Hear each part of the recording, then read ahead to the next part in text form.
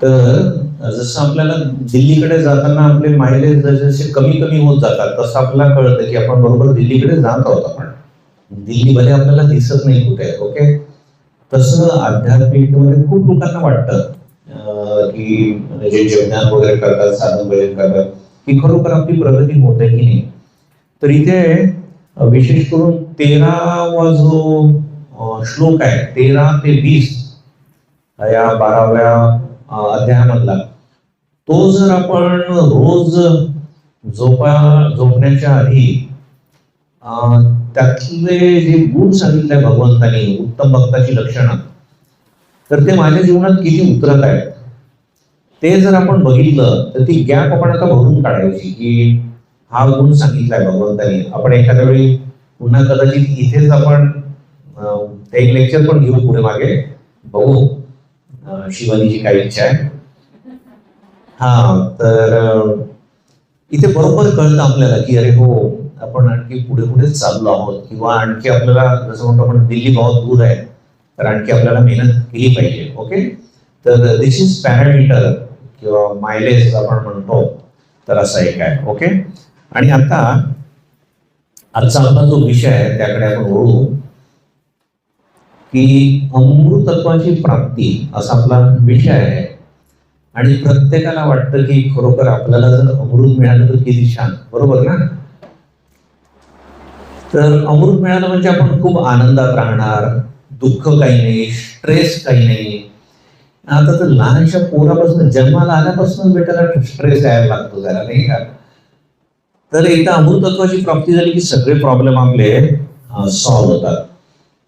आणि आपण असं बघितलं की हे अर्जुनाला कुठेतरी अमृतत्व मिळालेलं आहे. एक आपण कल्पना करू शकतो की एक माणूस एका ठिकाणी जातो आणि म्हणतो, त्याच्या असं लक्षात येतं की म्हटलं रे आज जो हॉल आहे ना, जसं आता बाहेर लोकांना ऐकायला येणार की अरे काहीतरी सुरू आहे इथे, म्हणाले काय सुरू आहे, अरे कसलं भारी लेक्चर सुरू आहे राव, आणि थोडं आधी आलं असतं तर तुम्हाला एक बढिया समोसा वगैरे पण मिळाला असता, पण आता तुम्ही लेट झालाय, कमीत कमी लेक्चर तरी तुम्हाला मिळेल.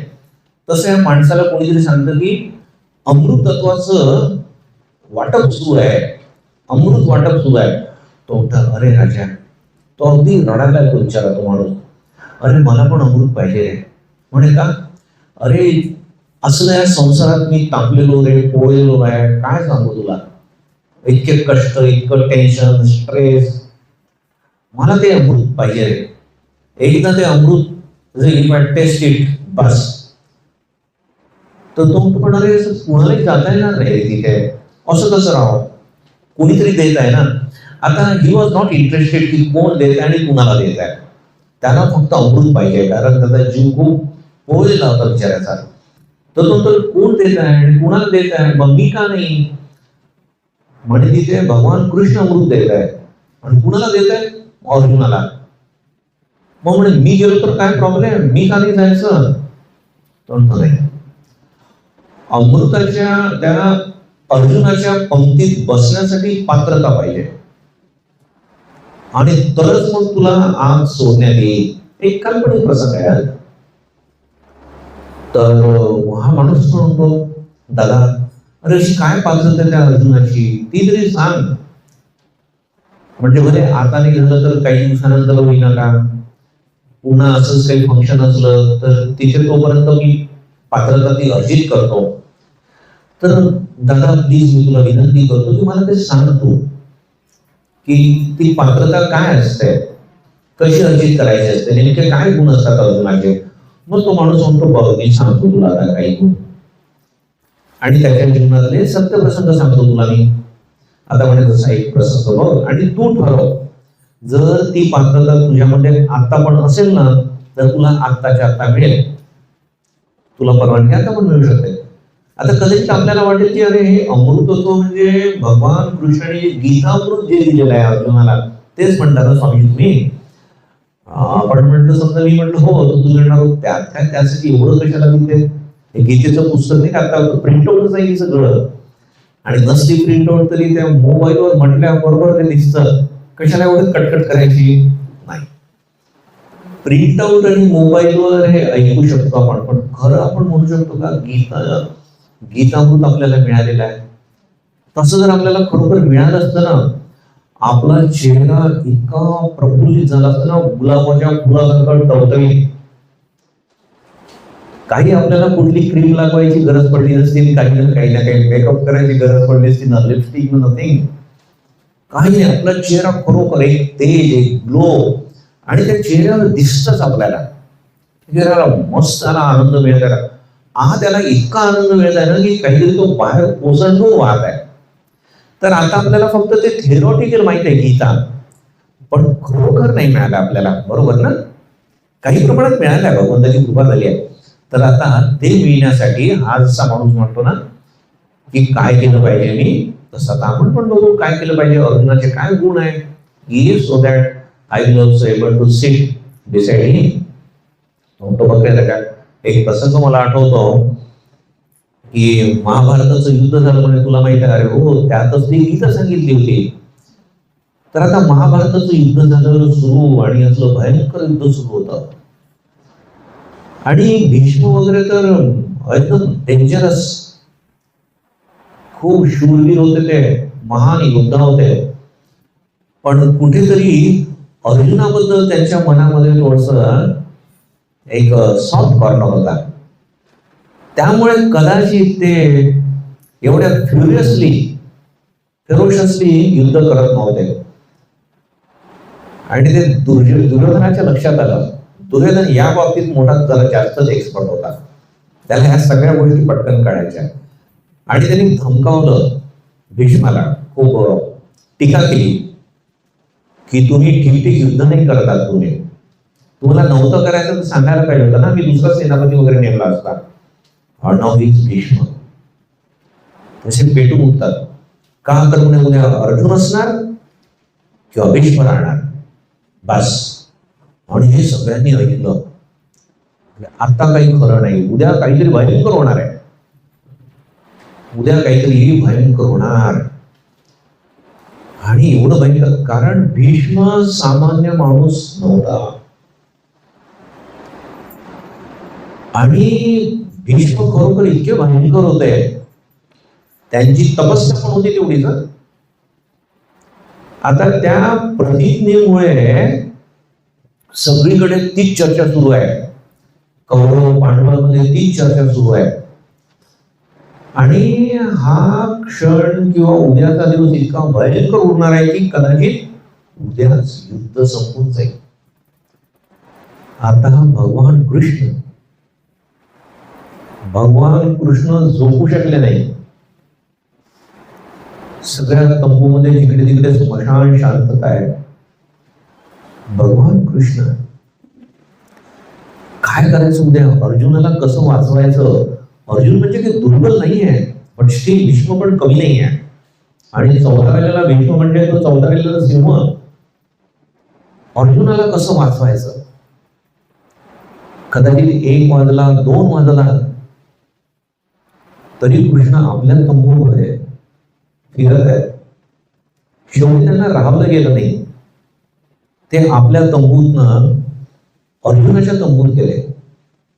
आणि बाहेर म्हणजे माझी ही अवस्था आहे तर अर्जुनाची काय असणार, कारण साक्षात त्याच्या जीवावर विकणार आहे. आणि ते बाहेरनच ऐकतात मस्त लोळीचा आवाज. आयुष्यभर काय चाललं काय. आणि अर्जुनाला उठवतात. अर्जुन अरे उठ. अर्जुन उठतो, प्रणाम करतो. अरे देवा काय झालं, तू इथे आलास एवढ्या रात्री. अरे भल्या माणसा, अरे चक्क झोपलायस तू, घोडे बेश के सो आहे. अरे भीष्माने काय प्रतिज्ञा केली माहिती आहे का तुला. म्हणजे हो, तरी झोपलायस. आणि फक्त झोपला नाही तू, खर्राटे भरत आहे तू. अर्जुन खूप नम्रतेने म्हणतो, देवा किती वाजले असतील आता. म्हणे 2 तरी वाजले. तर म्हणे तू झोपलायस का. नाही. अरे आणि तू माझ्यासाठी जागा आहेस ना, आणि म्हणून मी आरामशीर झोपू शकतो. मला माझी काळजी नाही. तू आहे बस. आता अर्जुनाने असं पण नाही म्हटलं की बाबा तू आहे म्हणजे मी वाचणारच, काही नाही, मी मेलो तरी तू आहेस ना माझ्यासोबत त्यावेळी, आणि तुझी इच्छा असते तर मी जगणार, मला कोणी मारू शकत नाही. बस तू आहेस माझ्यासोबत, मला माहिती तू माझ्यासोबत माझ्यासाठी जागत आहेस. म्हणून बघा त्याला इतकासा पण स्ट्रेस नाही. आपण जे स्ट्रेस मॅनेजमेंटवर लेक्चर ऐकतो आपण, याच्यावर मेडिटेशन केलं पाहिजे आपण, किंवा त्याला काही जरा पण स्ट्रेस नाही. उद्या काय होणार, युद्ध आणि हे ते काही नाही. आणि याला म्हणतात फेथ, याला म्हणतात विश्वास. स्वामी विवेकानंद म्हणतात ज्वलंत विश्वास. अर्जुनाचा हा ज्वलंत विश्वास होता आणि म्हणून तो निश्चितपणे झोपू शकला. तर तो गेटकीपर म्हणतो, दादा तुझ्यामध्ये ही क्वालिटी आहे का? नाही. तो म्हणतो ना, हा माणूस जो आलाय मला अमृत पाहिजे, अर्जुनामध्ये काय क्वालिटी आहे मला ती सांगा. म्हणजे ही अर्जुनाची क्वालिटी आहे का तुझ्यामध्ये? म्हणजे नाही रे, एवढा देवावर विश्वास नाहीये माझा. आपलं तर असं असणार ना, साक्षात देव जरी आला आपल्याला आणि सांगितलं की मी तुझं ठीक करून देणार ना, तरी आपण म्हणणार देवा खरंच ना, बघ विसरू नको नंतर, नाहीतर तू जाणार कुठल्या तरी कामाला वगैरे, बाबा तुला भरपूर काम आहे आणि माझा जीव जायचा, माझे शिव गडबडायचे, माझी मुलगी दुसऱ्या मुलासोबत लग्न करायची, मला तर हात जावई पाहिजे होता, असं देवाला कितीतरी सांगणार आपण. देव म्हणणार घ्या आता हे जग मी चालवत आहे एनिवे. तर हा विश्वास ना, आणि इथे आपण देवाला प्रार्थना केली पाहिजे की देवा अरे त्या अर्जुनासारखा मला विश्वास दे रे, आणखी मला काही नको. अर्जुनाने कुठेच काही मागितलं नाही की मला हे दे ते दे वगैरे, काही नाही. चल आता आपण दुसरं बघू. आणि म्हणून म्हणतात ना, याच्यावर मेडिटेशन करायला पाहिजे आपण. ही व्याकुळ होऊन प्रार्थना केली पाहिजे आपण. घरी एकटा लाईट वगैरे मस्त बंद करून द्या, खिडक्यावरचे पडदे उडून घ्या, एक तास देवाला प्रार्थना करा. देवा मला काही असा विश्वास दे. हा विश्वास आला की माझं झालं कल्याण झालं. काय करायचंय तू बघ, मी काहीच म्हणत नाही की मला इथेच ऍडमिशन दे ना, आज नवरा पाहिजे, हीच बायको पाहिजे, हीच सूनबाई पाहिजे, आज जावई पाहिजे, काही नाही. तू पाहिजे फक्त माझ्या आयुष्यात, तुझ्यावर विश्वास पाहिजे, बस लॉटरी लागली. दुसरं बघतो आपण बघा, गीतेतला आपण पहिला अध्याय, काय नाव आहे गीतेतल्या पहिल्या अध्यायाचं? अर्जुन विषाद योगो नाम. विषाद, आपल्याला माहिती आहे की अर्जुन तिथे आपण त्या युद्धभूमीवर उभा आहे आणि एवढी लोक मरणार, याचं त्याला दुःख होत आहे खूप. हा एवढा पराक्रमी आहे अर्जुन ना, पण तो त्याची शक्ती गेली म्हणून एवढी लोक मरत आहे, आणि ती माझ्यामुळे, आमच्यामुळे. ते वर्णन आहे, गांडीव संसते हस्ता कपचैव परिदह्यते. माझं जे गांडीव धनुष्य आहे ते पडत आहे कृष्णा, आणि माझी त्वचा जळत आहे, मला उभं राहता जात नाही, बघ मी बसलो आता. तो एवढा विषाद, डिप्रेशन मध्ये गेलेला म्हणायला हरकत नाही अर्जुन त्यावेळी. पण या श्लोकाचं, याला मग विषाद म्हणतो आपण संस्कृत मध्ये, पण या चॅप्टरचं नाव काय? अर्जुन विषाद योग. या विषादामुळे त्याचा भगवंतासोबत योग झालाय.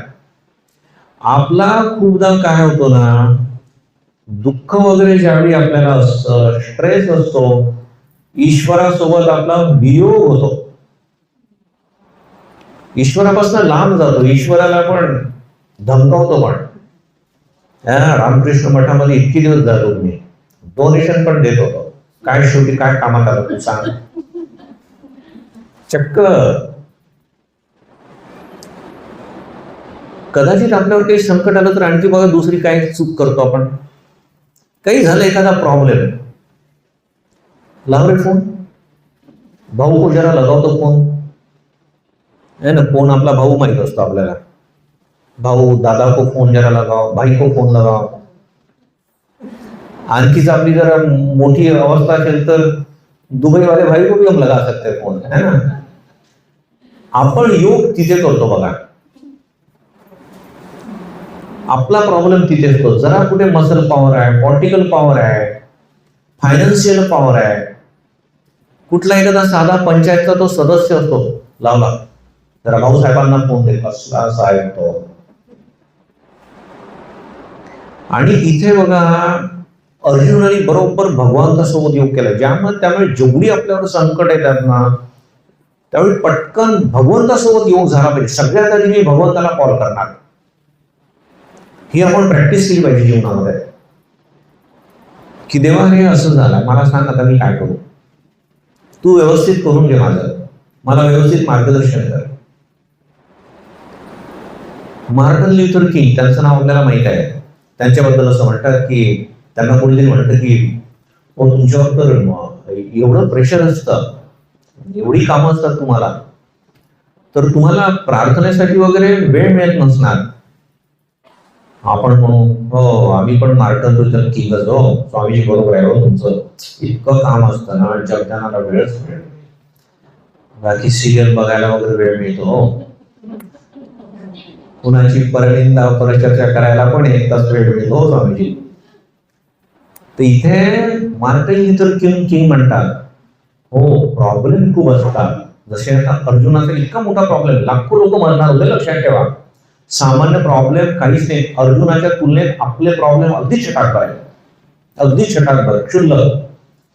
तर मार्टिन ल्यूथर किंग म्हणतात की हो इतके प्रॉब्लेम असतात ना, आणि म्हणून मी जास्त प्रार्थना करतो नेहमीपेक्षा. उलट झालं यांचं. आपण म्हणतो जास्त प्रॉब्लेम आहे त्यामुळे देवाचं नाव घ्यायला फुरसतच मिळाली नाही. आणि इथे हे म्हणतात की प्रॉब्लेम जितके जास्त असतात तितकी मला प्रार्थना जास्त करावी लागते. So this is the correct attitude. आणि हा अर्जुनाच्या बाबतीत आपण बघतो, अर्जुन बरोबर भगवंतासोबत कनेक्ट झाला, अन्यथा इतका कनेक्ट नसता झाला अर्जुन. तर हा दुसरा गुण आपण शिकायला पाहिजे त्यांच्यापासून. जसे आमचे एक स्वामीजी आहे, खूप चांगले स्वामीजी, त्यांच्याकडे बघितल्याबरोबर तुम्हाला एकदम प्रसन्न वाटणार, अगदी इंड्रॉन असतात, प्रसन्न चेहरा असतो त्यांचा. परमपूज्य स्वामी भजनानंदजी महाराज, ते म्हणतात मी ब्रह्मचारी असताना ज्यावेळी जॉईन झालो एका सेंटरला, तर मला बगीच्याचं काम देण्यात आलं आणि मला बगीच्याचं काम काहीच येत नव्हतं, पण मला ड्युटी दिली. काय केलं म्हणे मी भगवंताला खूप प्रार्थना करायचो, देवा मला नाही येत बगीच्याचं काम. त्यांनी असं नाही म्हटलं की मी करणार नाही, मला येत नाही, मी एवढा एज्युकेटेड आहे, शिकलेले खूप होते ते. इव्हन त्यांचे आर्टिकल आता पण वाचले तुम्ही, खूप आर्टिकल्स आहेत त्यांचे प्रबुद्ध भारतमध्ये वगैरे. त्यांना असं म्हणतात he is the original thinker. आपण तर इकडचं तिकडचं वाचतो, काहीतरी कॉपी पेस्ट करून आपलं आर्टिकल छापतो आपण. पण भजनानंदजी महाराजांना असं म्हणतात इफ यू आर इंटरेस्टेड जरूर वाचा. त्यांना ओरिजिनल थिंकर म्हणतात. मग एवढे बुद्धिमान होते ते, आणि ते म्हणाले अरे छोटंसं गार्डन सारखं तुच्छ काम मला देतात आणि ते पण मला येत नाही. जर ऑफिसमध्ये वगैरे बसलो की मला नाही येत ना, प्रॉब्लेम आहे माझ्या जीवनात, मग मी योग भगवंतासोबत साधतो. ते म्हटले मग मी भगवंताला खूप प्रार्थना करायचो की मला सद्बुद्धी दे, कसं करायचं ते सांग मला, कुणीतरी एखादा माणूस पाठव. बरोबर कोणीतरी एखादा भक्त आला, स्वामी आपण असं करू, इथनं बियाणं आणू, असं खात वगैरे, सगळं व्यवस्थित झालं. त्यामुळे पॅनिक व्हायची आपल्याला गरज नाही. संकट आले म्हणजे राग. आपण जर असं म्हटलं की this is an opportunity for me to connect, बस भगवंतासोबत कनेक्ट व्हायची मला अपॉर्च्युनिटी मिळाली आहे, म्हणून भगवंताने हे संकट माझ्यावर आणलेलं आहे, हा प्रॉब्लेम. आता यातनं मला काही दिवसातच, कदाचित काही क्षणामध्ये किंवा काही दिवसातच मला भगवंताची कृपा दिसणार आहे की भगवंत माझ्यावर किती प्रेम करतो, मला मदत करायला बिलकुल तो तयार आहे. तो तिथेच होता, तो अगदी तिथेच होता तो. तर एवढं ज्यावेळी फीलिंग येणार ना, त्यावेळी आपलं जीवन सगळं बदलून जाणार बघा. ओके,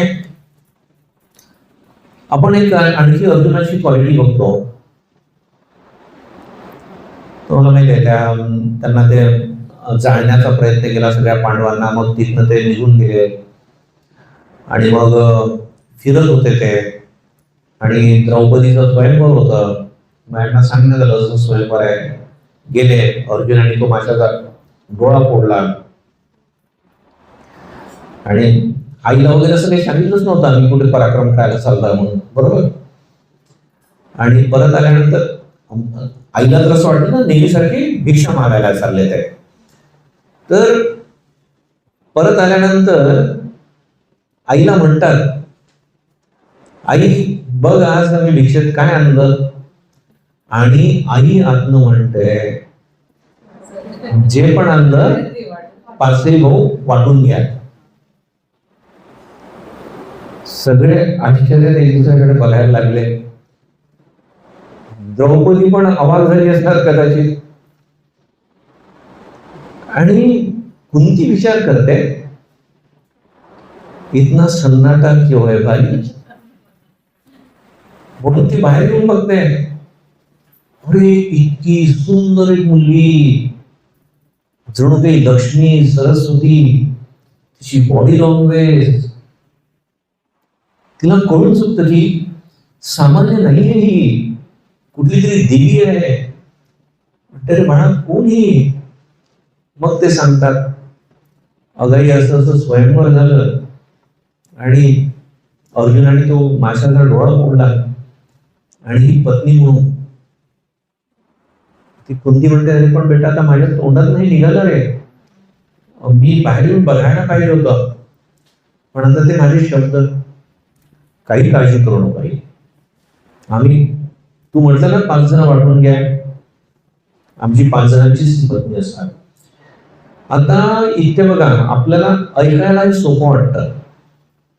आपण जर अर्जुनाच्या ठिकाणी असतो तर समजा अदानीची मुलगी आपल्याला मिळाली असती स्वयंवरामध्ये, असं म्हटलं म्हणजे जरा तुम्हाला बरोबर समजेल.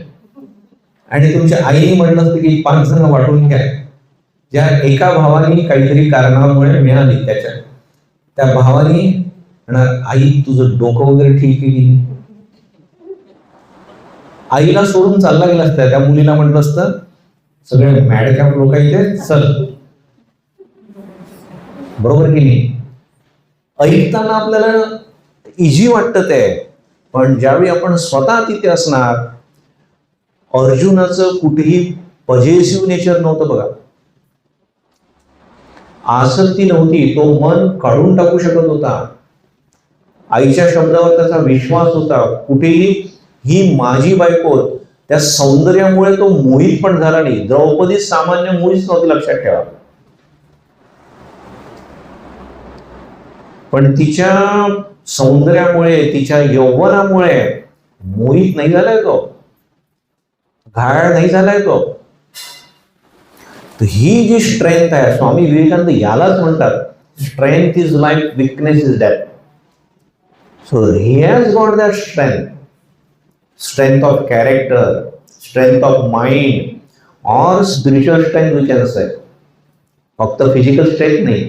ते तर कितीतरी पैलवान लोक जिमवर वगैरे जाऊन आरशामध्ये पुन्हा पुन्हा असं असं बघून, पण स्ट्रेंथ ऑफ कॅरेक्टर ही अर्जुनामध्ये होतं हे सगळं. नंतर आपण बघतो की कुणीतरी ऋषी येतात तिथे, त्या 5 भावांना द्रौपदीला आशीर्वाद देतात आणि नियम ठरवतात की बाबा आता ही द्रौपदी तुमच्या 5 भावांची पत्नी आहे. म्हणजे पहिल्यांदाच असं झालंय असं काही, ओके. पण म्हणे आता बघा, द्रौपदी, तुम्ही आतापर्यंत 5 भाऊ खूप चांगले राहायचात, द्रौपदीमुळे तुमच्यामध्ये भांडणं होऊ नये, त्यामुळे आता काही नियम आपण ठरवले पाहिजे. तर त्यातला एक नियम काय होता की 1 महिना द्रौपदी एका भावासोबत राहणार. आणि द्रौपदी आणि तो पांडव, तो भाऊ ज्यावेळी एकांतामध्ये बोलत असणार त्यावेळी दुसऱ्या भावाने तिथे जायचं नाही, ओके. आणि जर गेला तर मात्र मग त्याला इतक्या दिवसाचं त्यांनी जंगलात जायचं. म्हणलं हो, आम्हाला काहीच प्रॉब्लेम नाही. 5 जणांचं एक दुसऱ्यांवर प्रेम होतं. द्रौपदी पण तेवढीच महान होती बघा. आणि एकदा अर्जुन कुठेतरी काही काम करत असतो, एक माणूस येतो पळत पळत, एक ब्राह्मण असतो. अर्जुनाला म्हणतो, अरे मला वाचवा, माझी मदत करा. म्हणाले काय झालं. म्हणे काही चोर आले आणि माझ्या गाया घेऊन चालले हो. आणि मला दुसरं काहीच नाही, त्या गायांवरच माझं सगळं जीवन आहे. तर अर्जुन म्हणतो ठीक आहे, मी तुला मदत करतो. पण आता अर्जुनाला एक कळतं की प्रॉब्लेम हा झालाय की त्या लोकांसोबत भांडावं लागेल आणि गांडीव धनुष्याची आवश्यकता आहे, आणि ते एका खोलीमध्ये आहे. तर तिथे तो खोली गांडीव घ्यायला जातो. आता तसं खोलीचं दार वगैरे बंद, कडी वगैरे असं काही नसतं, उघडच आहे दार तसं. आणि तो जातो आणि युधिष्ठिर आणि द्रौपदी बोलत असतात तिथे. हा खाली मान घालून गांडी उचलतो, बाहेर पडतो, त्या चोरांना पिटाळून लावतो, याच्या गाया परत करतो आणि मग युधिष्ठिराकडे येतो. म्हणे दादा मला आज्ञा द्या. म्हणे काय, कुठे? म्हणे मी आता जंगलात जाणार. म्हणे का, कशासाठी? आपला नियम ठरलेला होता की जर मध्येच कोणी आलं तर त्यांनी जंगलात जायचं. अरे पण म्हणे बाबा, आम्ही असं काही तिथे दार लावून बसलेलो नव्हतो आणि काहीच नाही, आणि तू कुठे मुद्दामून आम्हाला त्रास द्यायला आला नव्हता, आणि आम्हाला झालेला पण नाही त्रास. काय कर द्रौपदी, काही आपल्याला त्रास झाला? द्रौपदी म्हणजे मुळीच नाही. आणि तू चांगल्या कामासाठी आलेला आहेस, तुझं जे क्षत्रियाचं कर्तव्य आहे ते पार पाडण्यासाठी आला आहे. We are proud of you.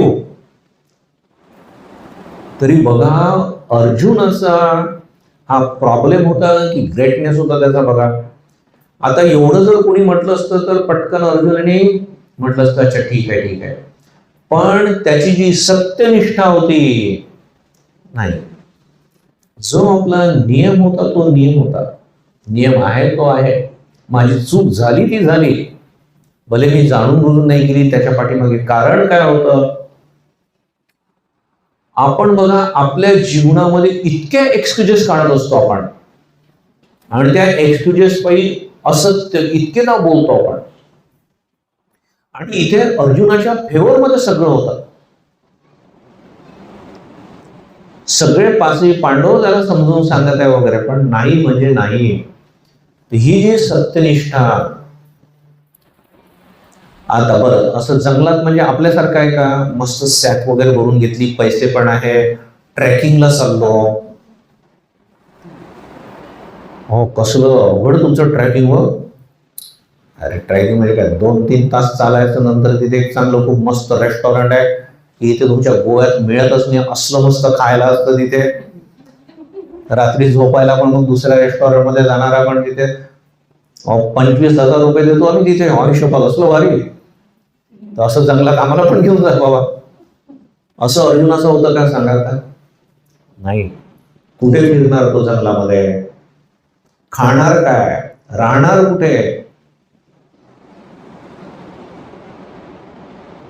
तर हे सगळं अर्जुनाने सहन केलं. कशासाठी? माझी सत्यनिष्ठा. आणि श्रीरामकृष्ण आपल्याला म्हणतात सत्य ही कलियुगाची तपस्या आहे. फक्त सत्याचं जरी आपण पालन केलं ना तरी भगवान लाभ आपल्याला होऊ शकतो. आपण रोज कितीदा तरी असत्य बोलतो. आपल्या जीवनामध्ये आपल्याला एक्सक्युजेस पाहिजे असतात खूप, आणि इथे हे अर्जुनाचं बघतो आपण. अच्छा, पुढचं आपण बघतो की अर्जुनाला कोणीतरी मार्गदर्शन करतं, म्हणतो तू स्वर्गात जा, कारण म्हणे काही वर्षानंतर कौरव पांडवांचं युद्ध होणार आहे, तर तुला शस्त्र वगैरे लागणार, तू स्वर्गात जा, इंद्र वगैरे तुला देईल. आता त्यांनी टाइमपास नाही केला अर्जुनाने. हे पण एक बघा, आपला किती टाइमपास होतो. रात्री 2 आणि 3 वाजेपर्यंत ते मूर्खासारखी ते रील बघत असतो आपण. अर्जुनाने हा जो त्याला वेळ मिळालेला आहे त्याचा सदुपयोग केला. स्वामी विवेकानंदांच्या जीवनामध्ये आपल्याला हे दिसतं. ज्यावेळी ते परिव्राजक म्हणून फिरत होते, नुसते फिरले नाही ते. कुठे ते पाणिनीची ग्रामर शिकले, कुठे हे शिकले, कुठे हे. आणि इथे हा अर्जुन आता स्वर्गात गेला तर तिथे पण संकट वाटच बघत होतं. तर अर्जुन दिसायला इतका सुंदर आहे आणि तिथे एक अप्सरा त्याच्या प्रेमात पडली.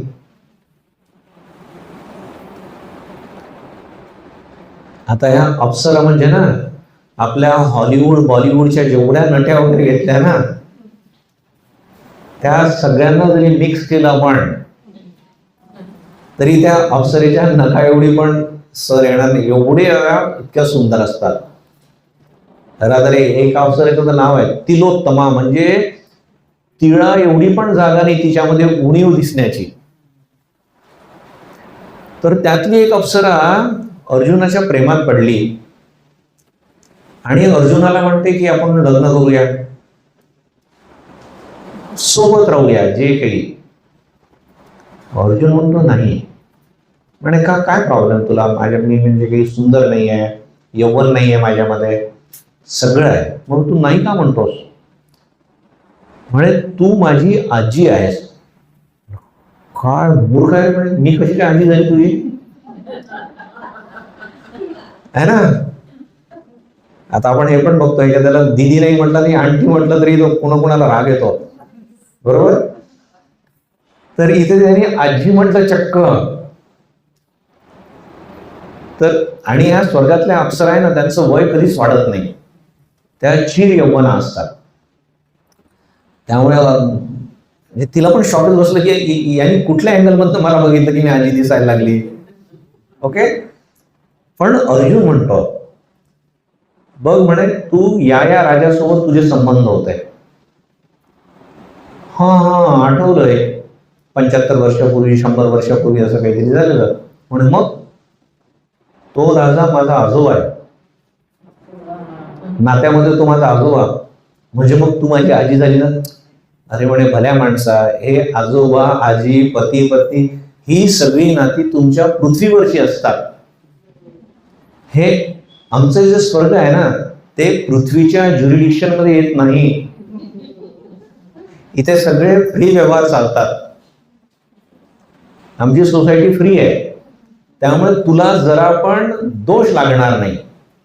हिला वाटलं की बाबा हा जास्त सरळ माणूस दिसतो, तर तुला यातनं काही पाप वगैरे लागणार नाही, दोष लागणार नाही.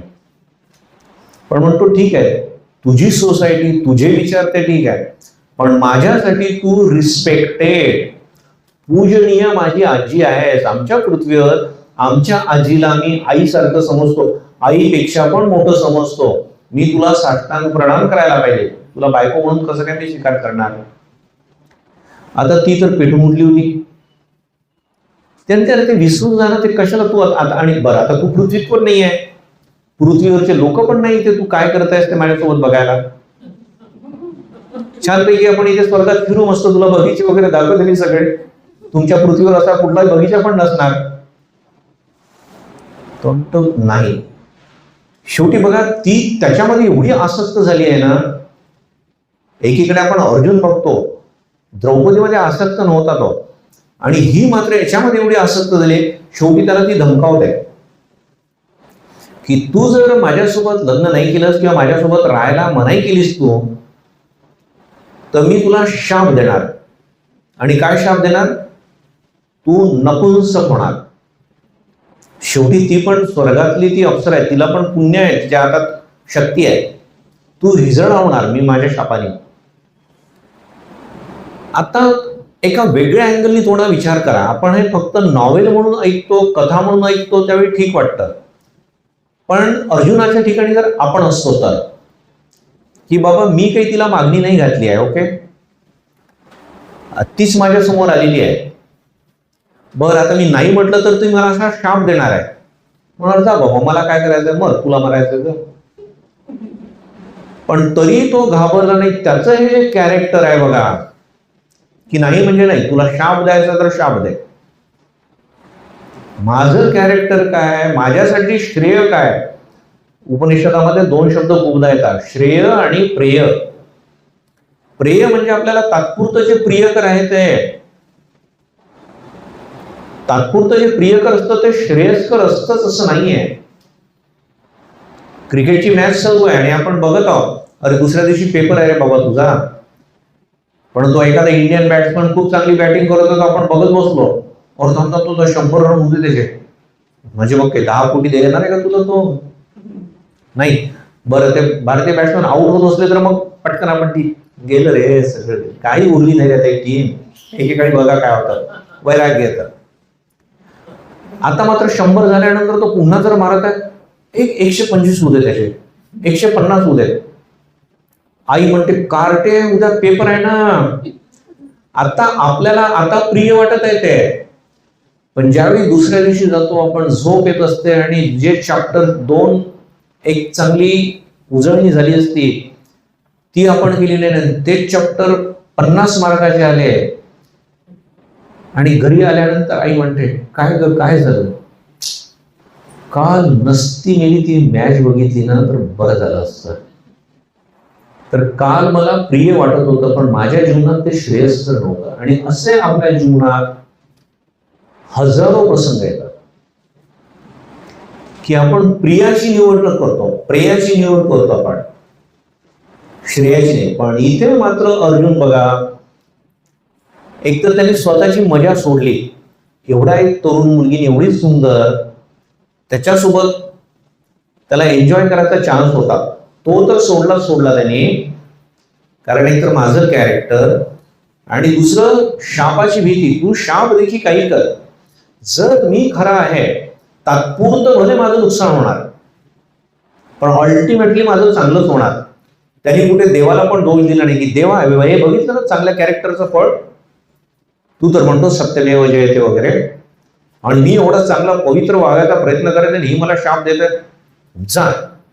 काही नाही केलं त्यांनी. त्याची आयडिया क्लिअर होती की काही असो, मला की शाप जरी दिला तरी तो शाप, मी जर खरा असणार, माझं कॅरेक्टर जर खरं असणार, मी जर हे धर्माला अनुसरून माझं जर हे आचरण असणार तर तो बून इन डिस्गाईज, तो शाप पण माझ्यासाठी वरदान ठरणार. ही आयडिया आपली क्लिअर असते का सांगा? आपण कितीदा म्हणतो फ्रस्ट्रेशन मध्ये, हे बघितलं ना स्वामीजी, चांगलं करायला गेलो, हे बघितलंय काय झालं, आणि म्हणून आपण पण मग चुकीचे कामं करतो, बरोबर ना? तो बघा ना, तो माणूस करप्शन करता 4 बिल्डिंग बांधल्या, 4 मजली, आमच्या गेल्या 4 खोल्या पण नाहीये. मजा, तू पण करप्शन कर. आणि काही दिवसानंतर तो पण जेलमध्ये आहे, तू पण त्याच्या बाजूलाच राहा, बरोबर ना? इथे हे अर्जुनापासून आपण शिकलं पाहिजे. आता बघा, हा त्याचा जो विश्वास ना की मी जर चांगलं करत आहे तर मला त्याचं फळ चांगलंच मिळणार आज न उद्या. आणि आपण बघतो तिथनं मग एक पुढे आपण एक जंप मारतो की त्यांचं ते द्यूत वगैरे झालं आणि मग 1 वर्षाचा एक अज्ञातवास वगैरे, बरोबर? आणि अज्ञातवासामध्ये अर्जुन विराट राजाच्या दरबारामध्ये गेले आणि बघा तिथे त्याला ही विद्या कामी आली. ते म्हणते अरे मला नृत्य वगैरे खूप चांगलं शिकवता येतं, तुमची जी राजकुमारी आहे तिला मी नृत्य शिकवणार. पण आता सारखं आपल्यासारखं असं प्रगत जमाना नव्हता. आपण तर जिम मध्ये पण मुलींना ते मुलं शिकवतात वगैरे आणि मुलांना मुली शिकवतात जिम मध्ये. तिथे तसं नाही की राजकुमारी आहे तर पुणे पुरुषाने तिला शिकवू नये, पुढे काही मागे गडबड होऊ नये. मग हा एक्सप्लेन करतो की मी नपुंसक आहे. आणि ते राजा म्हणतात जा याला आज घेऊन जायचं, चेकिंग करा. येस, महाभारतामध्ये. आता बघा, हे जर नसतं तर अर्जुन राहू शकला नसता तिथे. आणि अर्जुन मग तिला नृत्य वगैरे शिकवत आहे. आणि मग पुढचा प्रसंग आपण बघतो बघा, इथे देवानी त्याला मदत केली आहे. रादर त्या उर्वशीला तशी ती दुर्बुद्धी दिली असणार. आणि यांनी कुठेही इरिटेशन केलेलं नाही अर्जुनाने की हे माझ्या कॅरेक्टरचं असं फळ मिळालं ना. हा, माझं कॅरेक्टर चांगलं आणि 4 लोक स्तुती करतात. हो स्वामीजी, तुम्ही असं उर्वशीला नाही म्हटलं, मानलं पाहिजे. हे इथे खरे स्वामीजी, तुम्हाला किती 60 कोटीची गरज आहे ना, हे 5 कोटी माझ्या डोळ्यात स्वामीजी घ्या. होणार बघा, कॅरेक्टर तसं फळ मिळतं. इथे अर्जुनाला तर उलट फळ मिळालं होतं. बरोबर, त्यांनी कुठेही इरिटेशन नाही, कुणाचे दोष नाही बघितले. आता याला ही मदत मिळाली. आणि इथे पुढचा प्रसंग आपण बघतो की आणि ही द्रौपदी त्या राणीची आणि राजकुमारीची ब्युटी पार्लरचं काम करते ती तिथे. तिची वेणी फणी फेशियल वगैरे सगळं करते ती. ओके. आणि हा जो राणीचा भाऊ आहे त्याची नजर द्रौपदीवर पडते. द्रौपदी अप्रतिम सुंदरी आहे आणि तो द्रौपदीच्या मागे पुढे करत आहे.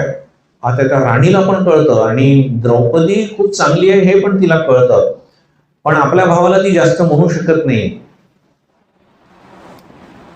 आणि ठीक आहे बाबा, शेवटी ही तर आहे दासी. आता द्रौपदी अर्जुनाला आणि भीमाला, भीम तिथे कुकिंगचं काम करतो, तर ती निरोप पाठवते दोघांना, म्हणजे याचा बंदोबस्त काहीतरी केला पाहिजे, नाहीतर माझ्यावर संकट येणार.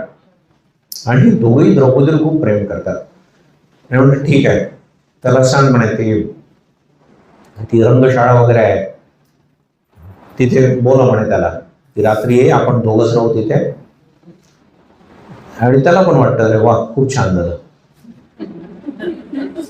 आणि भीम तिथे एक अशी साडी चेहऱ्यावर घेऊन झोपलेला असतो. आणि अर्जुनाला पण भीमाने सांगितलं असतं की बाबा बवाल होने वाला आहे. आणि तो कीचक, त्याचं नाव कीचक, महापराक्रमी आहे. त्याला कुस्तीमध्ये वगैरे सहसा कोणीच हरवू शकत नाही त्याला. तर आता असल्या दोन सांडांची ज्यावेळी कुस्ती होणार, ते काही चुपचाप होणार का? चाकू घेतला आणि भोसकला आणि मेला तिथे टाकलं त्याला पुढे. आवाज होणार खूप. अर्जुनाला म्हणतो, अर्जुन तू रात्री तिथे आणि मृदंग वाजव जोर आणि तू असला भयंकर मृदंग वाजवतो ना की त्याला मी जे बडवणार ते कुणाला कळणार पण नाही. आणि खरोखर तो येतो, त्याला वाटते की ती द्रौपदी झोपलेली आहे, मोठ्या प्रेमाने येतो तो आणि बघितली तर द्रौपदी तर नाहीये, भयंकरच कोणीतरी दिसतो. आणि तो भीम पण उठतो आणि त्याला असलं असलं बदलतो. आता बदलतो म्हणजे तो काही लहानशा पोरासारखा तरी मार खाल्ला असा नाही, खूप पराक्रमी आहे तो, खूप शक्तिशाली आहे. आता त्याला झोडपून त्याला मारून टाकतो तो. आता दुसऱ्या दिवशी लोकांना माहित होतं की कीचकाचा वध झाला. सगळे घाबरतात, कारण कीचक एक प्रकारे अवध्य आहे. आता ही बातमी दुर्योधनापाशी पण पोहोचली, कारण दुर्योधनाने आपले हेर पेरून ठेवलेले आहेत. और हे पांडव गायब झाले, राव कुठे गेले? कारण यांना जर आपण ओळखलं अज्ञातवासामध्ये तर पुन्हा 12 वर्षांना पाठवणार, म्हणजे मग कटकटच गेली. मग त्यांना हेरांनी खबर दिली की बाबा कीचकाचा वध झालाय.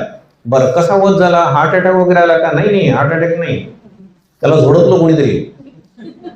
जिकडे बघा तिकडे वळसवळ दिसत आहे, बरोबर ना?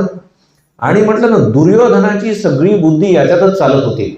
म्हटलं याचा अर्थ भीम आहे तिथे. दुर्योधन याला, कीचकाला भीमाशिवाय कोणीच मारू शकत नाही. तर म्हणून ओळखायचं कसं? म्हटलं ना, दुर्योधनाची सगळी शक्ती याच्यातच. त्यांनी एवढी शक्ती आणि एवढी बुद्धी जरा चांगल्या कामासाठी वापरली असती ना, काहीतरी चांगलं झालं असतं त्याच्या आयुष्यात. त्यांनी सगळ्यांना गोळा केलं, भीष्म, द्रोण, हेन तेन ते. म्हणजे चला आपण आता एका राजाला निरोप पाठवला की तिकडनं तू युद्ध कर विराट राजावर.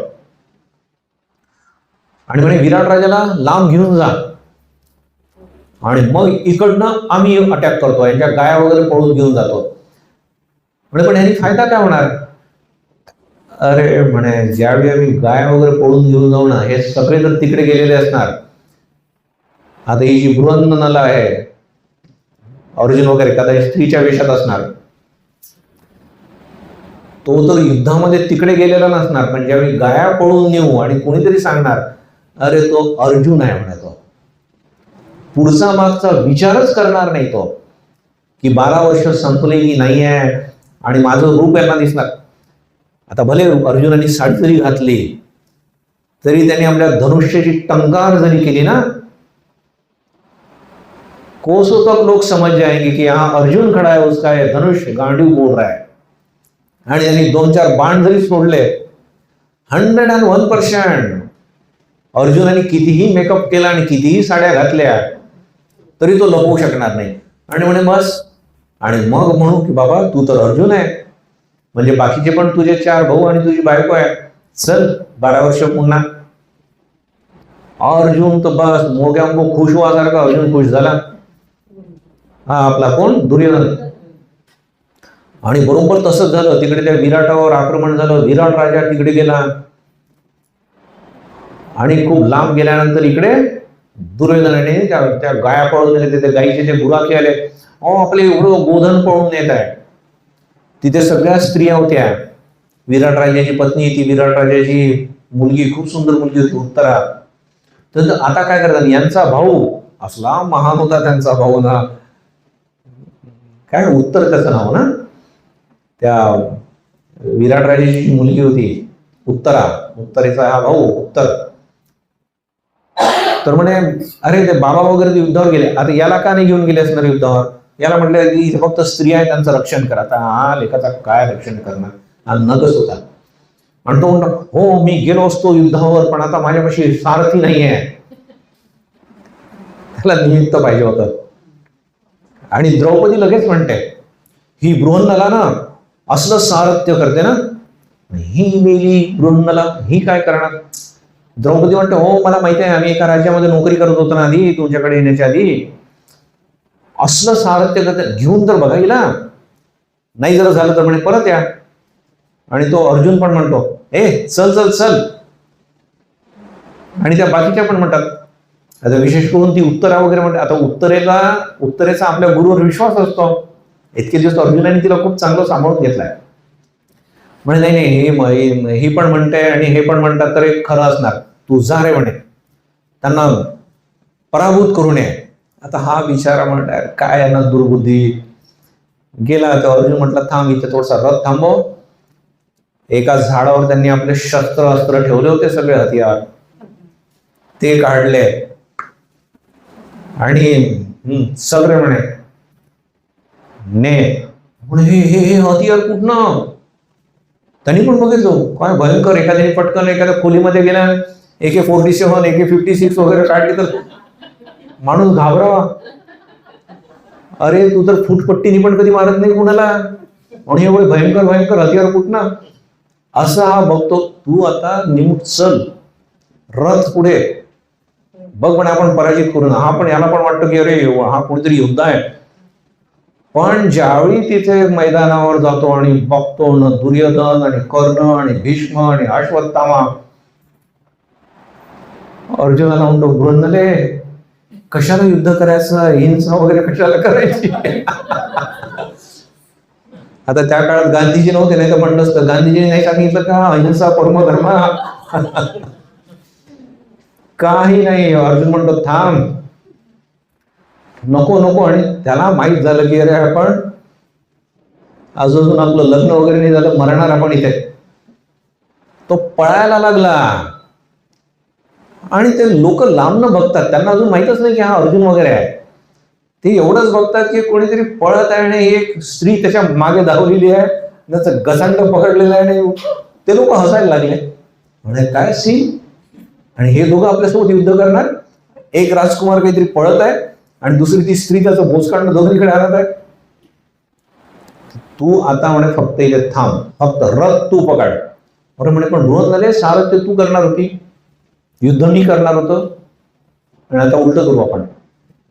फक्त ते घोडे धरून ठेव तू बरोबर, उभे ठेव फक्त घोडे तू, बाकी मी बघतो. आणि ते लोक लांबनं बघत आहे, खूप त्यांना मजा वाटत आहे, काय कॉमेडी सीझन सुरू आहे. आणि एक टंकार झाला ना, हादरले सगळे. अरे ती स्त्री नाही आहे रे बाबा, अर्जुन आहे. घाबरले पण. आणि त्याच वेळी दुर्योधनाला तर त्या माकड दुर्योधन म्हणजे तो नाचायला लागला. म्हणे आता आपल्याला मिळाला, तो अर्जुन आहे. भले युद्ध झालं, अर्जुनाने सगळ्यांना पराभूत केलं सिंगल हँडेड. आणि उत्तरेने सांगितलं होतं, जर तुम्ही म्हणे जिंकलात ना, हे सगळे भीष्म वगैरे मोठे मोठे त्यांचे हे जे उत्तरीय वगैरे आहे, सिल्कचे खूप श्रीमंत लोक आहेत ते, म्हणजे सगळे त्यांचे उत्तरीय घेऊन या. अर्जुनाने तिला विचारलं होतं, म्हणजे समजा मी युद्ध जिंकलो तर काय म्हणतो त्यासाठी, म्हणजे सगळ्यांचे उत्तरीय घेऊन या, मी माझ्या भाऊलींना त्याचे खूप चांगले चांगले ड्रेस करणार. सगळ्यांचे उत्तरीय गोळा केले आणि अर्जुनाने आला. पण आता इथे बघा, अर्जुन तर मग त्यांना शुद्ध वगैरे आली, पण हा दुर्योधन आपण पराभूत झालो वगैरे याचं लेखाला काही दुःख नाही आहे. एकदम म्हणतो भीष्माला, अरे म्हणे खूप मजा आहे. म्हणे कसली मजा, 12 वर्ष अजून संपलेले नाही आहे आणि म्हणे आपल्याला कळलं की हा अर्जुन आहे, आता पुन्हा 12 वर्षासाठी अज्ञातवासात जाणार. भीष्म म्हणतो, शहाणपणा करू नको, जरा डोक्याचा वापर कर, 12 वर्ष कालच संपलेले आहे.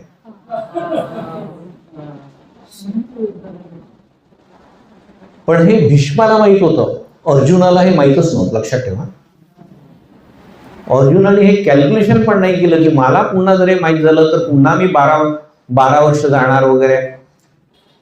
माझा धर्म काय आहे, त्याच्या पुढे मला फळ काय मिळत आहे, अल्टिमेट फळ मला चांगलंच मिळणार,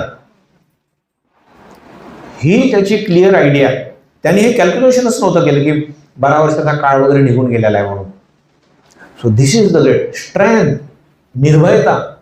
स्वामी विवेकानंद म्हणतात, उपनिषदातला कुठला एक शब्द जर मला पसंत असेल तर तो आहे अभी अभी अभी.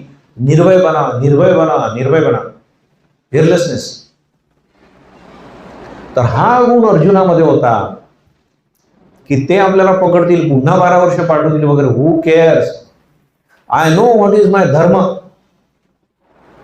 आपल्याला धर्म म्हणजे काय, तिथे जायचं, घंटा बडवायचा, हलवायची, बुक्का लावायचा, थोडसा 1-2 स्तोत्र, आपला त्यालाच धर्म म्हणतो आपण. रिच्युअल आपण करतो फक्त, धर्म आपल्या जीवनात ठीक ठीक नाहीच आहे. आणि इथे आपण अर्जुनाच्या बाबतीत आपण हे बघतो. आता पुढे आपण बघतो, आणि भीष्माने तर सांगितलं, चला आपल्या मार्गाला लागा. आणि ते पण बघतात की आपले उत्तरी वगैरे सगळे गेले आहेत, आणि इज्जतीचे 12 वाजले. आणि तिकडनं मग विराट राजा येतो आणि त्याला कळतं, आणि मग त्याला कळतं की अरे हे पांडव इतके महान, ही द्रौपदी, त्याच्या विचाराच्या डोळ्यात पाणी येत असणार. हो, तुम्हाला मी नोकर करून ठेवलं, आमची वेशभूषा करत होते द्रौपदी, आणि स्वयंपाक करत होते बल्लवाचार्य. आता आणि अर्जुनाचे आणि उत्तरेचे खूप चांगले संबंध. तर विराट राजा अर्जुनाला म्हणतो, तुम्ही म्हणा हिला एवढं चांगलं शिकवलं, माझी एकच विनंती आहे तुम्हाला. म्हणे बोला, कसली विनंती करता तुम्ही. म्हणे तुम्ही इतके ग्रेट राजे. नाही म्हणे, तुम्ही आमच्यापेक्षा खूप महान, आणि आज तुम्ही काय पराक्रम केला ते पण, तुम्ही नसताना सगळं गुळझाळ. म्हणे बोला काय. उत्तरेसोबत तुम्ही लग्न करा. आता इथे बघा, अर्जुनाचं कॅरेक्टर आपल्याला पुन्हा दिसतं, त्याचं पावित्र्य दिसतं आपल्याला. आणि जोपर्यंत आपल्या जीवनामध्ये पावित्र्य नाही ना, तोपर्यंत भगवान आपल्यापासून शेकडो किलोमीटर लांब आहे. आपण किती मंदिरात गेलं आणि किती गुलाल लावला, बुक्का लावला, माळा किती घातल्या आपल्या, आणि आपण किती लसूण नाही खाल्लं आणि कांदा नाही खाल्ला, त्यांनी काही फरक पडत नाही. हे जे पावित्र्य, सगळ्यात पहिली अट आहे पावित्र्याची. इथे अर्जुनाचं पावित्र्य दिसतं की बाबा इतका मोठा विराट राजा म्हणत आहे, आणि ही उत्तरा एवढी सुंदर आहे, पण त्याची आयडिया क्लिअर आहे. तो काय म्हणतो, उत्तरा माझी शिष्य आहे. शिष्य ही लेकीसारखी असते. This is our religion. लोकांना, बऱ्याच गाढवांना असं वाटतं ना, what is the use of religion, nonsense, we don't believe, go to hell. This is our culture, this is our religion. ती माझी शिष्य आहे आणि शिष्य माझ्या लेकीसारखीच असणार, ती माझी लेक आहे. युसी, आपला रामायण महाभारत. म्हणून हे आत्तापासून आपल्या मुलांना पण हे आपण वाचू दिलं पाहिजे. आणि मग तो म्हणतो ठीक आहे, तुमची हीच इच्छा आहे ना. तो विराट राजा बिचारा उदास पण होतो थोडा, त्याला बरं पण वाटतं की बघा याचं कॅरेक्टर, अशा माणसाच्या हाताखाली माझी मुलगी ट्रेन झाली आहे. ही पण कमी अभिमानाची गोष्ट नाही आहे, पण या फॅमिलीमध्ये गेली तर आणखी चांगलं असतं. म्हणून तो म्हणतो, अर्जुन म्हणतो, तुमची हीच इच्छा होती ना की आमची सून बळावी ती. माझा मुलगा अभिमन्यू खूप पराक्रमी आहे, तो त्याच्यासाठी सून म्हणून, त्याची पत्नी म्हणून, माझी सून म्हणून घेतो. आणि ही मला लेकीसारखीच प्रिय होती. माझी सूनबाई बनली म्हणजे ती माझी लेकच राहणार. विराट राजा पण म्हणतो रे धन्य धन्य. तर हे एक त्याचं कॅरेक्टर होतं अर्जुनाचं. नंतर अर्जुनाचा आपण आणखी एक गुण बघतो आपण. एकदा कृष्ण आणि अर्जुन कुठेतरी जात आहे आणि कृष्ण म्हणतो, अर्जुना बघ आकाशात कसले मस्त बगळे उडत आहे. आता बगळ्यांचा कलर कसा असतो, पांढरा. म्हणजे बघ मस्त बगळे उडत आहे. आणि अर्जुन म्हणतो, होय कृष्णा, किती सुंदर बगळे उडत आहे.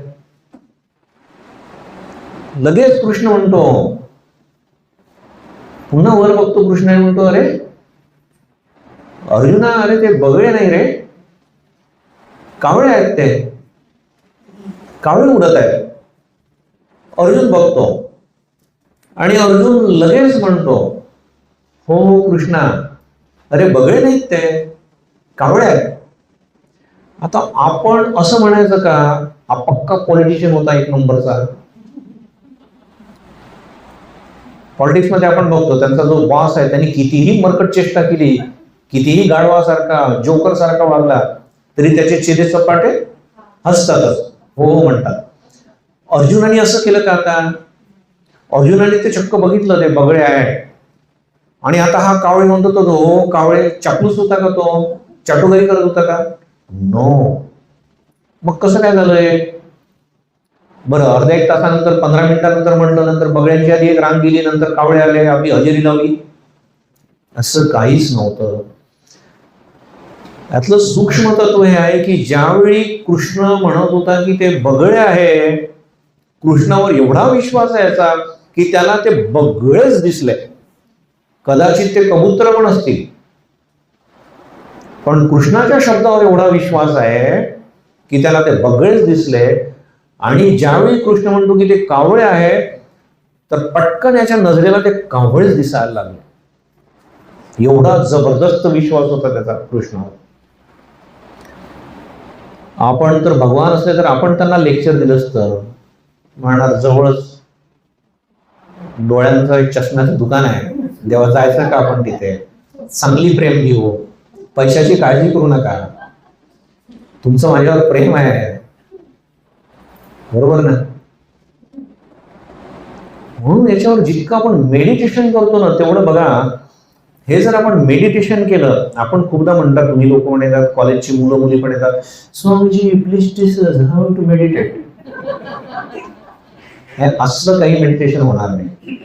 दिवसभर आपण मुळे खायचे, संध्याकाळी एवढूसा एखादा हापूस आंबा खाल्ला आणि आपण अपेक्षा करणार की हापूस आंब्याची डकार आली पाहिजे, ढेकर आली पाहिजे, मुळ्याशीच येणार ती.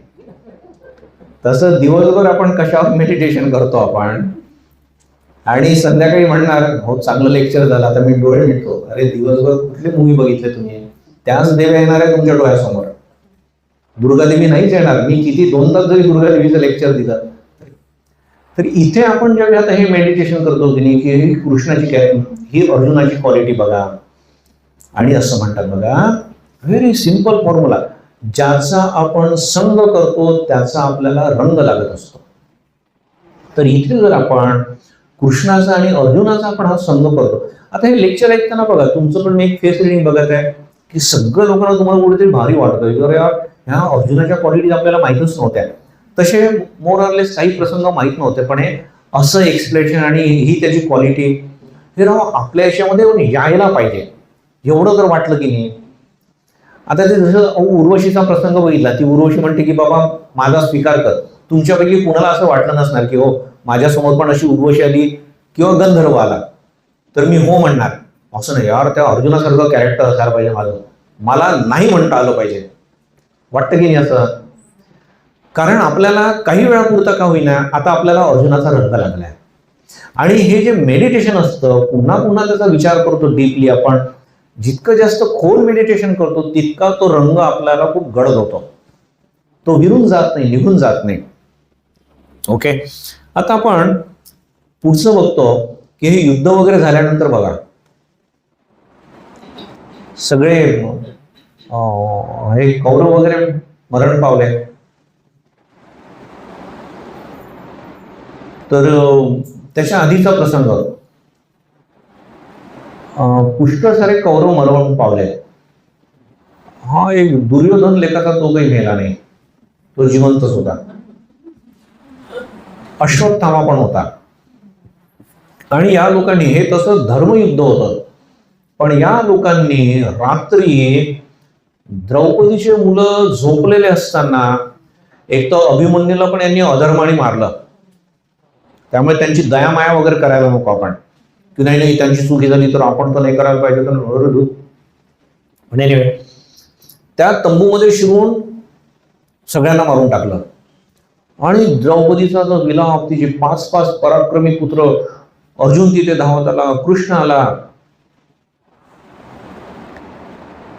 बघा मी मगाशी पण म्हटलं की फक्त ऐकत आहो पण तेवढंच नाही, आपला एकुलता एक मुलगा असता की आपली 5 मुलं पराक्रमी असले नाही की सगळे मोहल्ल्यातले लोक टीका करते तुमचं कार्टला असलंच वाढवलं का तुम्ही, असं नाही. 5 पराक्रमी पुत्र ते अधर्माने मारलेले. बरोबर, युद्धामध्ये युद्ध करता करता मेले असते तर म्हटलं असतं की हो शहीद झाला माझा मुलगा. इथे अधर्माने मारले. त्या द्रौपदीला एवढं दुःख, धाय मोकलून रडत आहे. तिच्या आवाजानेच अर्जुन वगैरे तिथे येतात आणि अर्जुन आणि कृष्ण निघतात त्या अश्वत्थामाला पकडायला. आणि आधी तर भीमच निघतो, मग कृष्ण म्हणतो अरे तो अश्वत्थामा भीमाला पूर्ण होणार, चल लगेच निघे. आणि मग तो अर्जुन त्याला पराभूत करतो, त्याला बांधतो दोरखंडाने, त्याला ओढत घेऊन येतो. आता बघा द्रौपदीचे 5 पुत्र मेले आहेत, तिची इमोशनल स्टेबिलिटी बघा. ती अर्जुनाला म्हणते, अर्जुनाने बघा अश्वत्थामाला मारलं नाही, अर्जुन मारू शकला असता. त्याला ज्यावेळी पकडलं त्याने दोराने बांधून एका ह्याच्यात त्याचं शिरच्छेद केला असता त्याने, तसं केलं नाही. कारण कुठेतरी अर्जुनाला पण वाटत होतं, ही त्याची पण इमोशनल स्टेबिलिटी बघा, ही इमोशनल स्ट्रेंथ बघा त्याची, त्याचं हृदय बघा. कारण तो माझ्या गुरुचा पुत्र आहे, याच्या वडिलांनी मला शिकवलेलं आहे. याच्या वडिलांनी मला नाही शिकवलं असतं तर आज अर्जुन कुठे राहिला असता. हा जो ग्रेटफुलनेस आहे, अरे आपण तर आपल्या नातेवाईकांमध्ये थोडीशी एक चूक होते तर आपण म्हणतो बिलकुल आता तू माझ्या घरी पुन्हा पाऊल ठेवायचं नाही. त्या माणसाने आपल्यासाठी एवढं केलेलं असतं, पैसे, एनर्जी.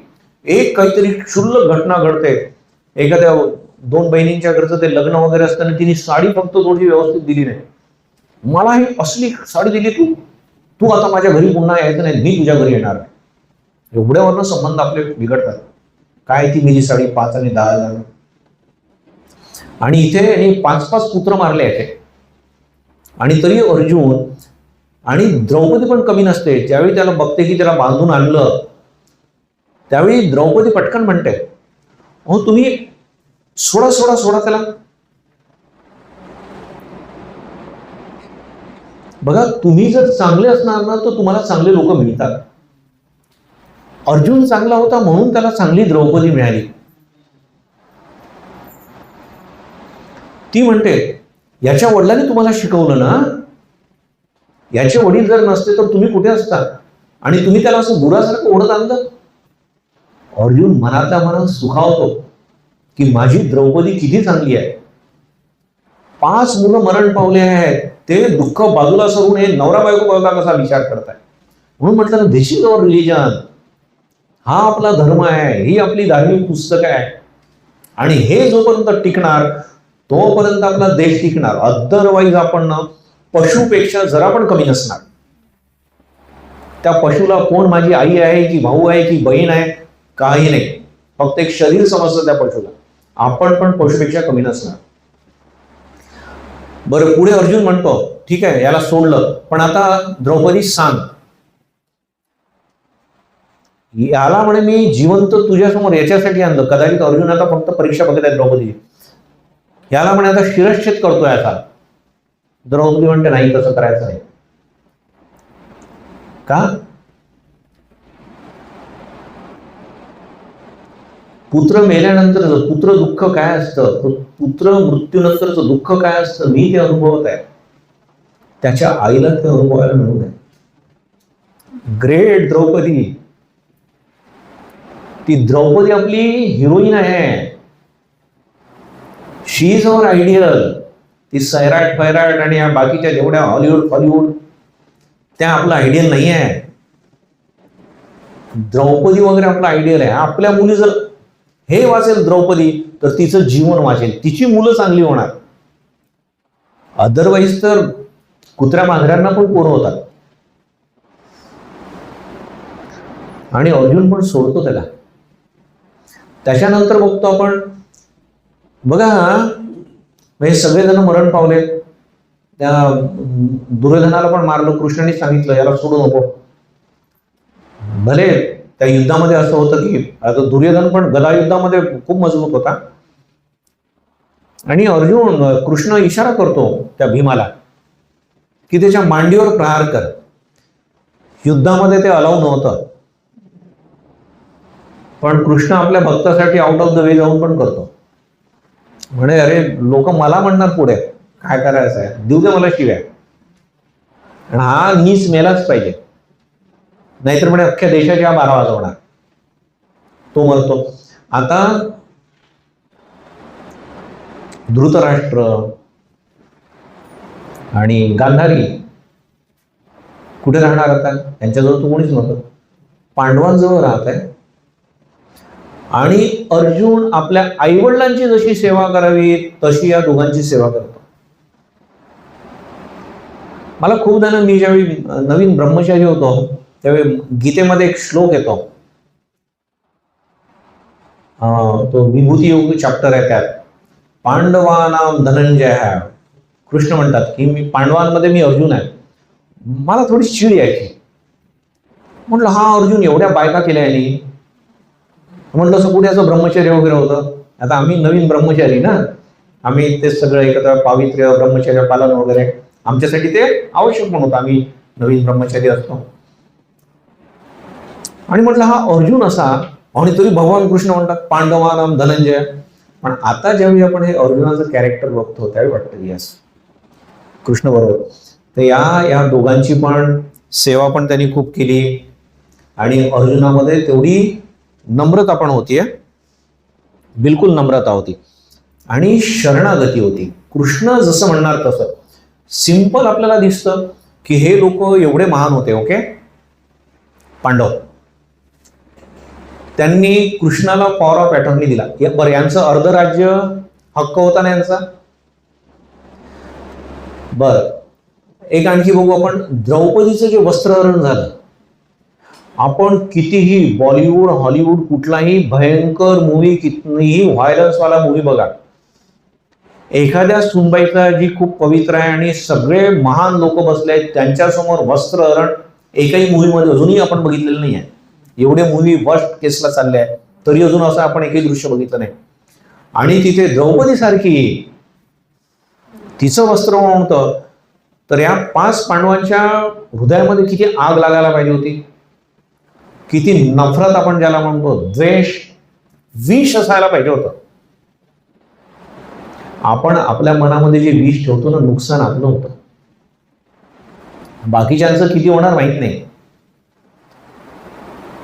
आपण एखाद्या नातेवाईकाविषयी, शेजाऱ्याविषयी, पॉलिटिक्स इतकं विष ठेवतो ना आपण, त्याचे परिणाम बाकीच्यांवर किती होतात माहित नाही. एक सिंपल गोष्ट आहे, तुम्ही समजा एक H2SO4 ची एक बॉटल ठेवली किंवा HCl ची एक बॉटल ठेवली, सल्फ्युरिक ऍसिड किंवा हायड्रोक्लोरिक ऍसिड, आणि कोणीतरी म्हटलं बघ बरोबर सावध ठेव, थोडा तरी धक्का लागला तर ती पडणार, आणि आपण ती धक्का लागलं नाही तर पडलं तर आपल्या पोटाला छिद्र पडणार. ह्या सगळ्या निगेटिव्ह ज्या फिलिंग आहे ना, द्वेष, ईर्ष्या, क्रोध येतो आपल्याला, असं वाटतं की आपण खाऊन टाकावं, त्याला खून करून टाकावं. आपण पण बघा कितना हे शब्दप्रयोग करतो. तर ते म्हणजे हे सगळं ऍसिड आपण सिक्रेट केल्यासारखं होतं, सिक्रेशन, आणि ते कुठेतरी आपल्याला हार्म करतं म्हणजे करतच. आणि इथे अर्जुनाच्या बाबतीत असं नाही आलंय की ही माझी बायको, यांनी वस्त्रहरण केलं आणि त्याला कुठेतरी जबाबदार दुर्योधन आणि गांधारी होती की नाही, मला सांगा बरं. धृतराष्ट्राने म्हटलं असतं, गांधारीने म्हटलं असतं की हे नालायका दुर्योधना, काय चाललंय, द्रौपदी माझी लेक आहे, माझी सून आहे, खड्ड्यात गेलं तुमचं राजकारण आणि तुमचं द्यूत वगैरे, लाद घालणार तुझ्या कमरेमध्ये, निघित ना. आणि दुर्योधन म्हटलं असतं की तूच निघ, गांधारीने म्हटलं असतं ही आत्ता निघाले मी. धृतराष्ट्र पण तसा म्हणू शकला असता, नाही म्हटलं दोघांनी पण. आसक्ती होती त्यांना आपल्या पोराविषयी, त्यांची पण वासना होती की आपला मुलगा राजा वगैरे व्हावा. आणि द्रौपदीचं वस्त्रहरण होत आहे तर त्यांना हे दोघं पण तेवढेच जबाबदार आहेत. पण कुठेही अर्जुनाने त्याचा बदला नाही घेतला. अर्जुन त्यांना क्षमा करतो. आणि म्हणून आपण गीतेमध्ये एक श्लोक होतो, तेज क्षमा धृती शौचम अद्रोहो नातिमानिता भवंती संपदम दैवीम. हा दैवी गुण आहे, 16वा चॅप्टर 3रा अध्याय. तर हा दैवी गुण जो आहे तो अर्जुनामध्ये होता, क्षमेचा. आपण खूपदा क्षमा करत नाही, इतकं हार्बर करतो तो फिलिंग ना, वाढत जातं, मल्टिपल करतो. तर एनिवे आपला जवळपास 1.25 तास झालेला आहे, तर आपण इथेच थांबू. लोक म्हणणार 6चं लेक्चर होतं, 7 तास संपणार होतं, 7:10 पर्यंत जेवण तर मिळायला पाहिजे होतं. तर इथे तर जरा जास्तच. शिवानी पुढच्या वेळी जरा सावधान राहा, स्वामीजींना सांगशील जरा. शिवानी म्हणणार हो तुम्ही पण जरा लवकर या, तुम्ही पण खूप उशीर आला होता. स्वामीजी तर 1 तास आधीच आले होते, बरोबर ना. तर ठीक आहे, पण खूप छान वाटलं मला, आणि तुमचे सगळे चेहरे पण बघत होतो की तुम्ही पण एन्जॉय केलेलं दिसतं. आणि शिवानीला, तिच्या आईबाबांना आपण खूप खूप धन्यवाद देऊ की इतकं एक छान फंक्शन त्यांनी जुळून आणलं, आणि खूप मेहनत पण केली शिवानीने. आणि शिवानी माझी खूप चांगली लाडकी लेक आहे, आणि खूप सिन्सिअर आहे ती. संस्कृतचे क्लासेस ती चांगली अटेंड करते, आणि रामकृष्ण मठामध्ये मिशनमध्ये खूप काम पण करते ती, लेक्चर अरेंज करायचं वगैरे असं बरंच काही करत असते. तर इथे आमच्या संस्कृतचे काही विद्यार्थी पण आहेत. इकडे आईन्स्टाईन बसलेले आहे, संस्कृतमध्ये सगळ्यात जास्त लोक ते माझं खातात. आणि मग कधी मेसेज येतो त्यांचा की महाराज मी आता एअरपोर्टवर आहे आणि संस्कृतची एक्झरसाइज करत आहे. शिवानीची आई रोज एक्झरसाइज करून बरोबर पाठवते. मग ती शिवानी म्हणते, आई तू खोटारडी आहेस, मला माहितच नव्हतं की तू रोज एक्झरसाइज पाठवते, मला तर तू सांगितलं की मी नाही पाठ. तिची आई म्हणते, मी असं कुठे म्हटलं होतं तुला. शिवानी म्हणते, मी रोज एक्झरसाइज पाठवणार नाही, मला एवढे क्लासेस वगैरे असतात. पण शिवानीचं संस्कृत खूप चांगलं आहे, ती चूक करत नाही. तिची आई मात्र चुका नाही करत, रोज पाठवते, पण ती पण बरोबर करते. तर सगळे आमचे खूप चांगलं. आता त्या विदूला तर एवढ्या लांब न आल्या, पार मडगावपासनं. इकडे आमची अद्रिजा आणि आज सायन हे बीट स्टिलानीमध्ये आहेत. इकडे आमचे पुण्याचे भक्त आणि काही नवीन लोक. आशाताईंना बऱ्याच दिवसानंतर बघितलं. काही लोक तुम्ही नवीन आहात, तुम्हाला बघून पण आनंद झाला. तुमच्यापैकी काही लोकांना जर रामकृष्ण मिशनच्या ऍक्टिव्हिटीमध्ये इंटरेस्ट असेल किंवा आमचे काय कार्यक्रम होतात, तर इथे शिवानीकडनं किंवा तुमचे जे बघतात त्यांच्याकडनं माझा नंबर घ्या आणि तुमचं नाव आणि नंबर पाठवा व्हॉट्सअपवर की स्वामीजी आम्हाला तुमच्या ग्रुपमध्ये ऍड करा. जेव्हा कोण आम्हाला यायला चान्स मिळेल त्यावेळी येऊ आम्ही, कुठे काही कार्यक्रम वगैरे असला तर. So most welcome. महिन्यातनं एकदा आपलं शिबिर होत असतं. आणि असा एक कार्यक्रम तुम्हाला जर कुठे ठेवायचा असेल, एखाद्या मंदिरामध्ये, एखाद्या कम्युनिटी हॉलमध्ये, तुमच्या घरी वगैरे, तुम्ही म्हणाला मग स्वामीजी असं जेवण वगैरे कंपल्सरी ठेवावंच लागतं का, असं पण काहीच नाही आहे. तर तसं पण आपण करू शकू. आणि बरेच वेगवेगळे विषय आहेत. इमोशनल स्टेबिलिटी, स्ट्रेस मॅनेजमेंट, मुलांसाठी secret of success, secret of concentration वगैरे वगैरे पण आपण घेऊ शकू. तर तुम्ही नंबरसाठी शिवानीची आई किंवा कोणी किंवा मला, मी पण आता इथे आहे, मी पण बिना जेवण करून जाणार नाही, तर माझ्याकडनं पण नंबर घेऊ शकता. तर मग तुम्हाला ग्रुपमध्ये मी ऍड करतो. आणि तुम्हाला सगळ्यांना खूप खूप धन्यवाद आणि तुम्हाला सगळ्यांसाठी खूप खूप हृदयपूर्वक प्रार्थना करतो. थँक्यू.